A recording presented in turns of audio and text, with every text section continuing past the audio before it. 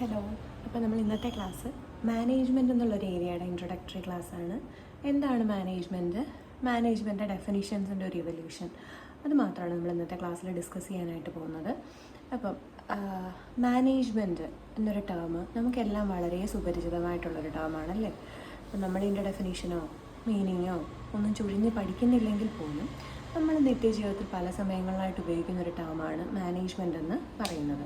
എങ്ങനെയൊക്കെയാണ് നിങ്ങൾക്ക് മാനേജ്മെൻറ്റ് പരിചയമുള്ളത്? സ്കൂളിൻ്റെ മാനേജ്മെൻറ്റ്, കോളേജിൻ്റെ മാനേജ്മെൻറ്റ്, അല്ലെങ്കിൽ ഹോസ്പിറ്റൽ മാനേജ്മെൻറ്റ്, ഇങ്ങനെയൊക്കെ നിങ്ങൾ സ്ഥിരമായിട്ട് കേൾക്കാറുള്ളതല്ലേ. അപ്പം എന്താണ് മാനേജ്മെൻറ്റ് എന്നുള്ളതുകൊണ്ട് അവിടെ നിങ്ങൾ ഉദ്ദേശിക്കുന്നത്? അതായത് ഒരു സ്കൂളാണെങ്കിൽ അതിൻ്റെ കാര്യങ്ങളൊക്കെ നടത്തിക്കൊണ്ട് പോകുന്നൊരു ടീം, അതിനെയാണ് നമ്മൾ മാനേജ്മെൻറ്റ് എന്നതുകൊണ്ട് ഉദ്ദേശിക്കുന്നത് അല്ലേ. അപ്പം അതായത് ഒരു ഗ്രൂപ്പ് ഓഫ് പീപ്പിൾ, മാനേജ്മെൻറ്റ് നടത്തുന്ന ഒരു ഗ്രൂപ്പ് ഓഫ് പീപ്പിളാണ് മാനേജ്മെൻ്റ് എന്ന് നമുക്ക് പറയാനായിട്ട് പറ്റും.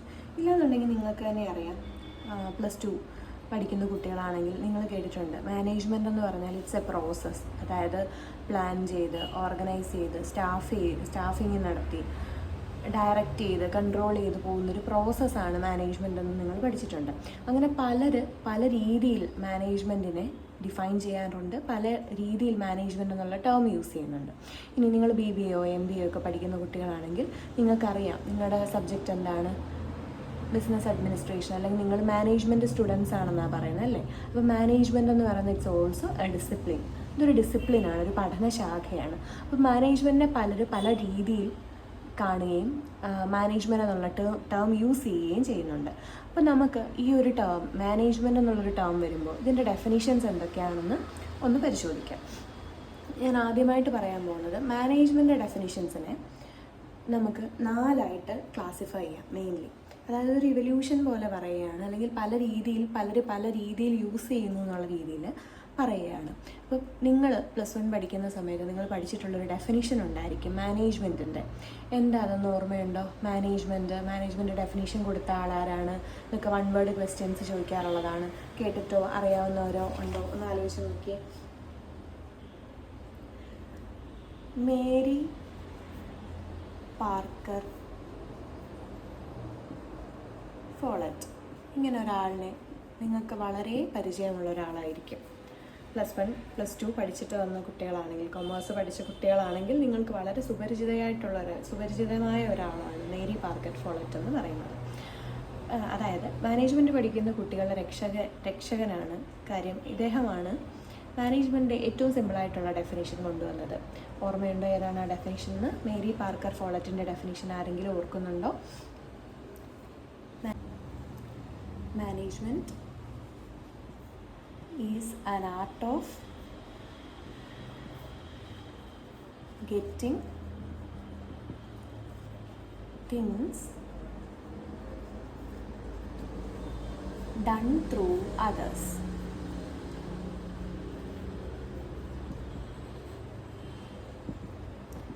ഇതാണ് മാനേജ്മെൻറ്റിൻ്റെ one of the first definitions എന്ന് പറയുന്നത്. എന്താ എഴുതിയിരിക്കുന്നത്? Management is an art of getting things done through others. വായിക്കുമ്പോൾ നിങ്ങൾക്ക് എന്ത് തോന്നി? മറ്റുള്ള ആൾക്കാരെ കൊണ്ട് പണിയെടുപ്പിക്കുന്ന പരിപാടിയാണ് മാനേജ്മെൻറ്റ്. അങ്ങനെയല്ല നിങ്ങൾക്ക് ഇതിനകത്ത് മനസ്സിലായത്? ഇതൊരു ആർട്ടാണ്. എന്ത് കലയായത്? ഇവരെന്താ ചെയ്യുന്നത്? Getting things done through others, മറ്റുള്ളവരെ കൊണ്ട് കാര്യങ്ങൾ നേടിയെടുക്കുന്നതാണ് മാനേജ്മെൻറ്റ് എന്ന് പറഞ്ഞ ആളാരാണ്? Mary Parker folate. അപ്പോൾ മാനേജ്മെൻറ്റിൻ്റെ ഡെഫിനേഷൻ എന്താണെന്ന് നിങ്ങളോട് ചോദിച്ചു കഴിഞ്ഞാൽ മേരി പാർക്കർ ഫോളറ്റിൻ്റെ ഈ ഡെഫിനേഷൻ എഴുതിയാൽ അത് ശരിയാണ്. ഡെഫിനേഷൻ എഴുതുമ്പോൾ ശ്രദ്ധിക്കേണ്ടത് കൊട്ടേഷൻ മാർക്കിനകത്ത് ആരാണോ ഡെഫിനേഷൻ കൊടുത്തതെന്ന് അദ്ദേഹത്തിൻ്റെ പേര് കൊടുത്തതിന് ശേഷം മാത്രം എഴുതുക, എങ്കിൽ മാത്രമേ ഫുൾ മാർക്ക് കിട്ടുള്ളൂ. അപ്പം മേരി പാർക്കർ ഫോളറ്റ് എന്നുള്ള ആളുടെ ഡെഫിനേഷനാണ് management is an art of getting things done through others. അപ്പോൾ ഇത് കേൾക്കുമ്പോൾ തന്നെ നമുക്കൊരു സുഖമില്ലായ്മയുണ്ട് അല്ലേ, ഒരു ചേർച്ചയില്ലായ്മയുണ്ട്. കാര്യം മറ്റുള്ളവരെ കൊണ്ട് പണിയെടുപ്പിക്കുന്നതാണ് മാനേജ്മെൻറ്റ് എന്ന് പറയുന്നു. അപ്പോൾ അതിനകത്ത് ഒരു ശരിയല്ലാത്ത ഒരു എലമെൻ്റ് ഉണ്ട്. അപ്പം നമുക്ക് അതെന്താ ശരിയല്ലാത്തതെന്ന് ചോദിച്ചു കഴിഞ്ഞാൽ നിങ്ങൾ മനസ്സിലാക്കേണ്ടത് it is one of the traditional concept. അതായത് മാനേജ്മെൻറ്റിൻ്റെ ട്രഡീഷണൽ കോൺസെപ്റ്റിലാണ് മേരി പാർക്കർ ഫോളറ്റ് ഇങ്ങനെ പറഞ്ഞത്, management is an art of getting things done through others. അപ്പോൾ നമുക്ക് എന്ത് പറയാം? It is traditional concept.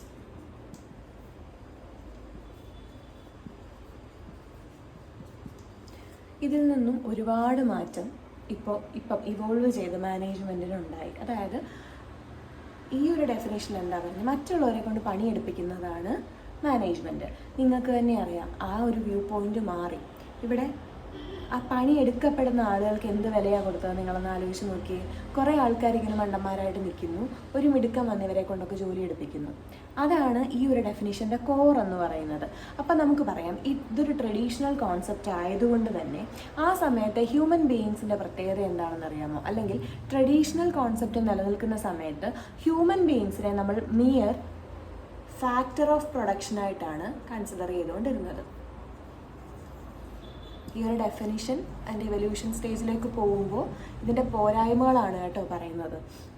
ഇതിനെ ഫാക്ടർ ഓഫ് പ്രൊഡക്ഷൻ എന്നാണ്, ഹ്യൂമൻ ബീയിങ്സിനെ ഫാക്ടർ ഓഫ് പ്രൊഡക്ഷനായിട്ട് കൺസിഡർ ചെയ്തു. അതായത് മെഷീനറിയും മെറ്റീരിയലും ഒക്കെ പോലെയുള്ളൊരു ഫാക്ടർ ഓഫ് പ്രൊഡക്ഷനാണ് ഹ്യൂമൻ ബീയിങ്സ് എന്ന് പറയുന്നത്. അതായത് ഇവർക്ക് ശമ്പളം കൊടുത്തു കഴിഞ്ഞാൽ ഇവർ നിന്ന് വർക്ക് ചെയ്തോളൂ. ഓക്കെ, ശമ്പളം കൊടുത്താൽ വർക്ക് ചെയ്യുന്ന ഒരു ലൈക്ക് എ ഫാക്ടർ ഓഫ് പ്രൊഡക്ഷനാണ് ഹ്യൂമൻ ബീയിങ്സ് എന്നും പറയുന്നത്. പക്ഷേ നിങ്ങളൊന്ന് ആലോചിച്ച് നോക്കി, ഒരു മെഷീൻ കാശ് കൊടുത്ത് ആ മെഷീൻ വാങ്ങിച്ചു കൊണ്ടുവന്ന് സ്വിച്ച് ഇട്ട് കഴിഞ്ഞാൽ അത് അവിടെ നിന്ന് കറങ്ങും. അതിന് പ്രത്യേകിച്ച് വേറെ ആവശ്യങ്ങളൊന്നുമില്ല, വല്ലപ്പോഴും വരുന്ന റിപ്പയർ അങ്ങ് മാറ്റി കൊടുത്താൽ മതി. പക്ഷേ ഹ്യൂമൻ ബീയിങ്സ്, നിങ്ങളൊരു സ്ഥാപനത്തിൽ ജോലി ചെയ്യാൻ പോകുന്നു, നിങ്ങൾക്ക് മാന്യമായിട്ടുള്ള ശമ്പളം കിട്ടുന്നുണ്ട്, ഓക്കെയാണ്. പക്ഷേ നിങ്ങൾക്ക് അവിടെ ആരും നിങ്ങളോട് സംസാരിക്കത്തില്ല, അല്ലെങ്കിൽ നിങ്ങൾക്ക് അവിടെ പ്രത്യേകിച്ച് നിങ്ങളുടെ ജോലിക്ക് നിങ്ങളുടെ ക്വാളിഫിക്കേഷൻ അനുസരിച്ചുള്ള ജോലിയല്ല കിട്ടിയത്, അല്ലെങ്കിൽ അവിടുത്തെ വർക്ക് എൻവയോൺമെൻറ്റ് ശരിയല്ല, നിങ്ങൾക്ക് അവിടെ അഡ്ജസ്റ്റ് ചെയ്യാൻ പറ്റുന്നില്ല. ഒരുപാട് പ്രശ്നങ്ങൾ നിങ്ങൾക്ക് ഒരു സ്ഥാപനത്തിൽ നേരിടേണ്ടി വരും അല്ലേ? എത്ര ശമ്പളം തന്നാലും നമ്മൾ കാണുന്നതല്ലേ, പ്രൈവറ്റിലൊക്കെ ഹൈലി പെയ്ഡ് ആയിട്ടുള്ള ജോലിയിരിക്കുന്ന ആളുകൾ സൂയിസൈഡ് ചെയ്യുന്നു. എന്തുകൊണ്ടാണ്? അവരുടെ സ്ട്രെസ് എലമെൻറ്റും ഉണ്ട്. അപ്പം അതിൽ നിന്നൊക്കെ നമ്മൾ മനസ്സിലാക്കേണ്ട കാര്യം, ചുമ്മാ സാലറി കൊടുത്താൽ പണിയുന്ന ആളുകളല്ല ഹ്യൂമൻ ബീയിങ്സ്. ഇതെന്ന് പറയുന്നത് ഫാക്ടർ ഓഫ് പ്രൊഡക്ഷൻ കോൺസെപ്റ്റ് എന്ന് പറയുന്നത് ഹ്യൂമൻ ബീയിങ്സിനെ പറ്റിയുള്ള ഏറ്റവും പഴയ കോൺസെപ്റ്റാണ് ഫാക്ടർ ഓഫ് പ്രൊഡക്ഷൻ കോൺസെപ്റ്റ് എന്ന് പറയുന്നത്.